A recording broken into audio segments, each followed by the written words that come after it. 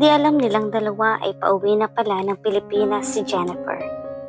Dahil hindi ito nagsabi kay Gab dahil nagbabaka sakaling itong may masaksihan sa dalawa. Maraming salamat Gab dahil bumawi ka sa anak natin. Ano ka ba? Ako ang dapat magpasalamat sa iyo, Camila. Dahil tinanggap mo pa rin ako. Mahal pa rin naman kita kahit hindi naman nagbago. Ang inaalala ko lang ngayon ay si Jennifer. Paano kung malaman niya ang totoo? Mapapatawad pa kaya niya ako? Tanong nito na may halong lungkot.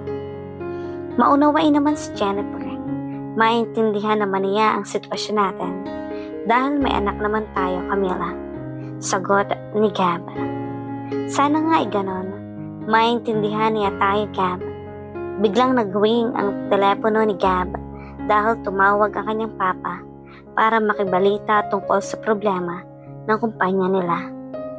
Sandali lang, Camila, at tumawag ang papa. Sige Gab, sagutin mo muna iyan at tatapusin ko lang ang aking ginagawa. Hello Papa? Anak, kumusta ng negosyo natin? Seryosong tanong ng ama nito.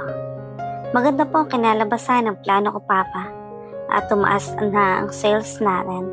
Sagot nito habang ang mga mata ni Gab ay nakatingin kay Camila. Mabuti naman anak, good job, nagmana ka talaga sa akin anak. Siya nga pala, kumusta na kayo ni Jennifer? At kailan mo balak bumisita dito sa US para naman mapag-usapan na natin ang kasal ninyo ni Jennifer? Biglang natahimik si Gab sa tanong ng ama. Anak, may problema ba kayong dalawa? Nagtataka ang tanong ng ama. Wala naman papa. Pag-uusapan lang namin yan pag buo na talaga ang pasya namin. Sige anak, aasahan ko yan. Dahil gusto ko nang magkaapo ng mama mo. Paano papa kung meron na kayong apo? Matagal na pero hindi niyo pa siya nakikilala hanggang ngayon. Kung totoo man yan, mas lalong matutuwa ang mama mo. Bakit? Meron na ba? Basta papa, sasabihin ko ang totoo sa inyo pagpunta ko dyan sa Amerika. Sige papa, ingat kayo palagi ni mama ha? Oo, lagi naman kaming mag-iingat ng mama mo. Sige, ikaw din anak, mag-iingat ka din. Pagkatapos ay nalapitan ulit nito si Camila at niyakap at hinalikan sa noo sabay ngiti. Bakit parang masaya ka? Reaksyon nito. Masaya lang ako dahil sa tingin ko matatanggap nila agad si Tintin dahil gusto ko ng magulang ko na magkaapo na. Mabuti kung ganon dahil nakikilala na rin ni Tintin ang mga lolo at lola niya. Sa tingin ko, kailangan mo na rin matuto sa business namin. Ako? Bakit?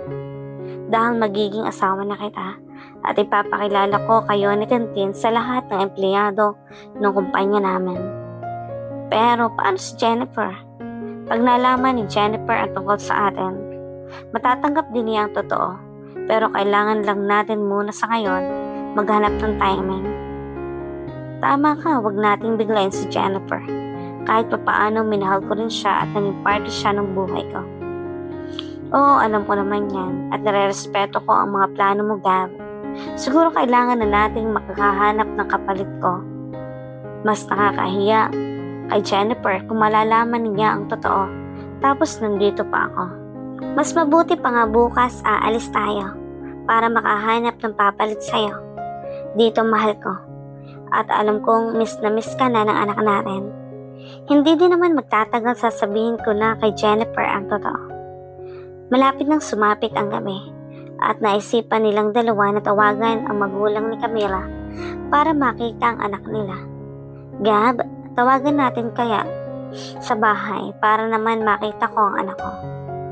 Talagang gusto mo talagang makasigurado ang kalagayan ng anak natin. Sige, tawagan natin. Sinagot agad ng ina ni Camila ang tawag nito. Anak, o napatawag ka. Nay, kumusta po kayo ni Tintin? Napainom niyo na po ba siya ng gamot?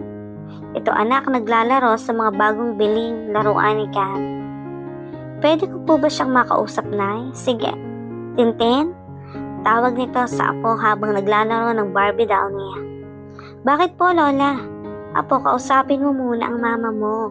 Sabay bigayin sa cellphone sa apo. Sige po, Lola. Hello, Mama. Anak, kumusta ka na? Nandito pala ang papa mo. Anak, katabi ko ngayon. Sabay tingin kay Gab at napangiti silang pareho. Mama, ang dami pong laruan ang binili ni Papa. Masayang ibinalita nito sa kanyang ina ang pagbisita ng kanyang papa sa kanya. Mabuti naman, anak. Masayang masaya kami ng papa mo na masaya ka rin, anak. Magpagaling ka, ha? Malapit na tayong magkasama-sama at hindi na kailangan ni mama na magtrabaho. Salamat po sa inyo ni Papa. Miss na miss ko na po kayo, Mama. Kami rin, anak. Miss na miss ka na rin namin ng Papa mo.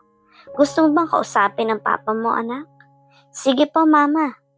Tintin, anak. Kumusta na ang anak kong mabait? Papa, ito po. Masaya po kasi po ang dami ko pong laruan. Mas madami pang bibilin si Papa sa'yo, anak.